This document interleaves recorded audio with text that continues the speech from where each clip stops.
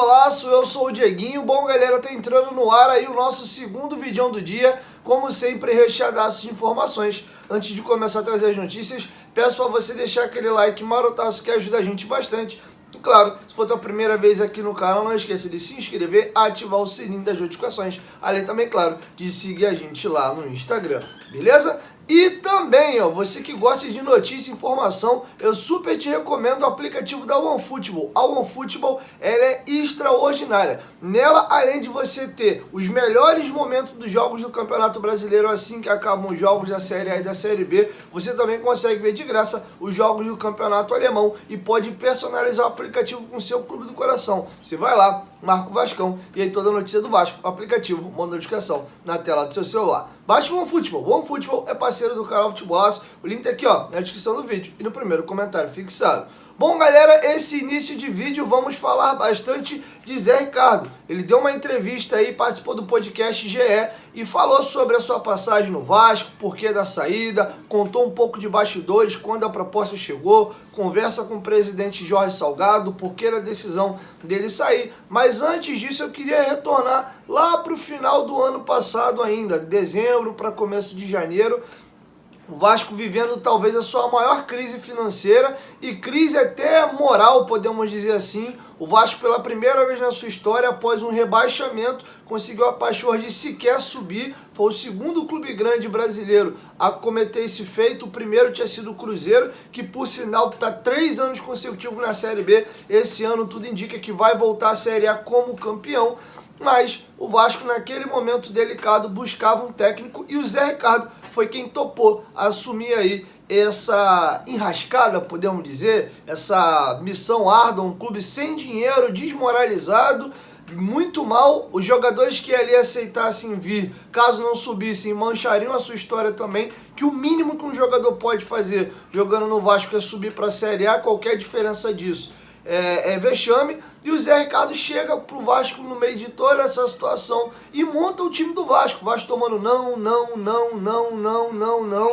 Inclusive alguns jogadores vieram a pedido dele sobre a confiança dele. Por exemplo, o Quinteiro do Fortaleza. Eles trabalharam junto lá, inclusive, e ele montou o elenco do Vasco. O campeonato estadual foi um campeonato conturbado. O Vasco, mesmo assim, chega às semifinais do estadual, fato que não acontecia já há 2 edições anteriores, é eliminado ao Flamengo. A grande crise estoura na mão dele ali, quando o Vasco é eliminado precocemente na Copa do Brasil. Começo da Série B claudicante, empate, mas depois o Vasco começa a ganhar, entra no G4, acaba com aquela pressão de não conseguir entrar no G4 e ficou aí. Ele saiu um pouquinho antes, mas na mão dele o Vasco estava 11 ou 12 jogos invicto. O Emílio Faro e o Maurício Souza aumentaram um pouco essa questão aí. Depois ele acabou saindo, mas fez o processo, montou o time, montou o elenco e deu caminho para o Vasco seguir nessa Série B. Muito provavelmente o Vasco vai retornar à Série A do Brasileiro, e quando isso acontecer, 2 pessoas eu acho que tem muito mérito e muito crédito nessa situação. Primeiro, Zé Ricardo Manarino, que montou o elenco do Vasco da Gama, quem deu um estilo e um jeito do time jogar, começou a dar rodagem para jogadores que não vinham tendo muito espaço da base, como por exemplo o Figueiredo. Enfim, e também Emílio Faro, que está desde o começo da temporada e possivelmente agora deve até manter até o Vasco se conseguir o acesso para a Série A. Esses 2 nomes aí, além dos jogadores, são nomes fundamentais para a gente não deixar de esquecer. E até acho que o torcedor do Vasco, de certa maneira, é um pouco ingrato com o Zé Ricardo. Acho que as 2 passagens dele foram boas, longe de ter um futebol vistoso nessa passagem. O Vascaíno se irritava muito pela maneira como o time jogava, era um time defensivo, tomava sufoco, ganhava de 1-0, a galera ficava pistola, mas o Zé Ricardo entregou. Na sua primeira passagem, pega o Vasco na bica da zona de rebaixamento e leva o time para a Libertadores essa que foi a última que o Vasco disputou e já não disputava desde 2012. E aí em 2017 ele reclassifica o time para a competição internacional. Depois ele sai, aquela crise toda, o Campelo entra de forma conturbada no clube, o Vasco também todo enrolado, e ele acaba saindo. Antes disso, rejeitou algumas propostas interessantes para seguir no Vasco da Gama. Então acho que o Zé Ricardo merece muito o meu e o teu respeito. E eu vou deixar com vocês o Zé Ricardo contando bastidores dessa saída dele do Vasco da Gama, como é que tem sido esses primeiros meses aí no Japão, tem 2 meses que ele tá por lá, inclusive não vai estar no áudio, na narrativa que eu vou ler para vocês agora, mas dentro da matéria ele revela que teve uma conversa com o Jorge Salgado. O Salgado falou: pô, cara, fica, não aceita a proposta não, eu converso com a 777, eu te banco no clube aqui. Mas o Vasco sabe, né, que na verdade eles, Zé Ricardo, sabe que com os novos donos, como em momento algum eles procuraram o Zé Ricardo, a partir do momento que eles assumem, a chave do cofre é deles. Se eles falar que vai sair, vai sair. E acabou. Então ele achou melhor, por bem, acabar aceitando essa proposta por não ter uma certeza e uma firmeza do Vasco em continuar. Eu vou deixar com vocês o Zé Ricardo comentando como é que foi o bastidor, quando a proposta chegou, por que ele aceitou a proposta e como é que tem sido esses primeiros momentos dele no Japão. Ao clube daqui, cheguei a pedir que esperasse para o ano que vem, mas como eles tinham feito já a troca do treinador, falaram que não poderiam esperar e que teria que decidir rápido. Em uma semana, acabei tomando a decisão. Teve o jogo contra o Grêmio e logo depois houve a proposta oficial. Mandaram para mim o contrato e, infelizmente, da noite para o dia, tive que tomar a decisão de vir para cá. Na verdade, alguns representantes da 777 estiveram no CT para conhecer a estrutura. Conversamos alguma coisa, mas muito em en passant. A gente não teve nenhuma conversa visando o futuro. Não foi puxado esse assunto por parte deles. E obviamente me mantive na minha posição, pois a SAF não estava consolidada e eu entendia que não deveria puxar esse assunto, que deveria partir deles. Mas eu estava muito feliz trabalhando no clube. Confesso que foi uma das decisões profissionais mais difíceis da minha vida ter que sair. Até porque me sentia muito responsável por tudo aquilo que estava acontecendo com o Vasco. Até pela primeira vez ter montado o elenco do zero. A dificuldade que passamos no Carioca e depois a retomada.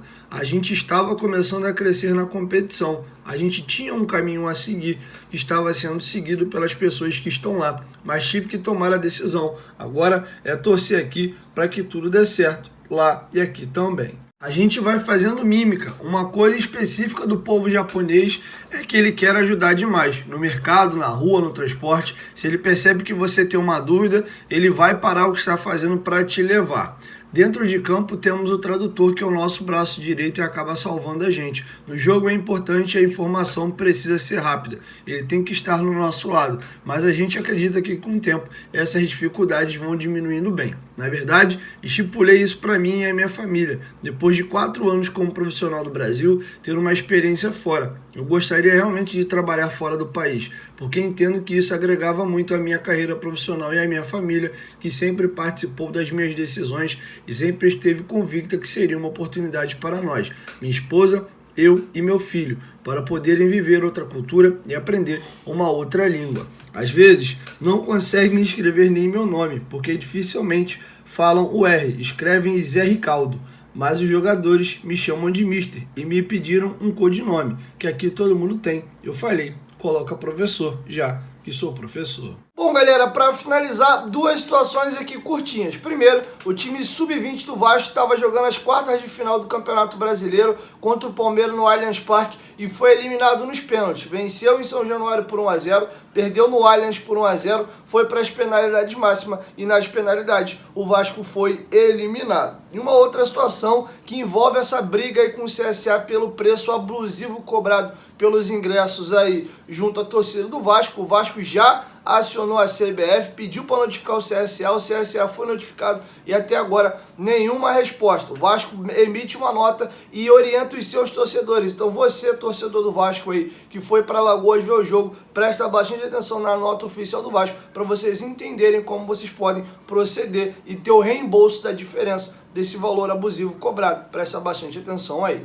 O Clube de Regatas Vasco da Gama informa que o requerimento enviado pela CBF solicitando que seja cumprido o Regulamento Geral de Competições em relação aos preços abusivos de ingressos que estão sendo cobrados pelo CSA para o setor visitante do Rei Pelé para a partida de hoje contra o CSA foi encaminhado pela entidade para a Federação Alagoana de Futebol para notificação ao CSA. Até o momento, o Vasco não recebeu qualquer manifestação do CSA sobre o caso. Sendo assim, o clube determinou que seu departamento jurídico tome as medidas necessárias junto à Justiça Desportiva para garantir o fiel cumprimento do regulamento da CBF e resguardar os interesses do seu torcedor. O clube recomenda aos torcedores vascaínos que estarão hoje à noite no setor visitante do estádio Repelé que guardem o canhoto dos ingressos para possível ressarcimento do valor adicional irregularmente cobrado pelo clube mandante. Bom, eu vou ficar em cima dessa situação do CSA, então logo eu tenho novas informações,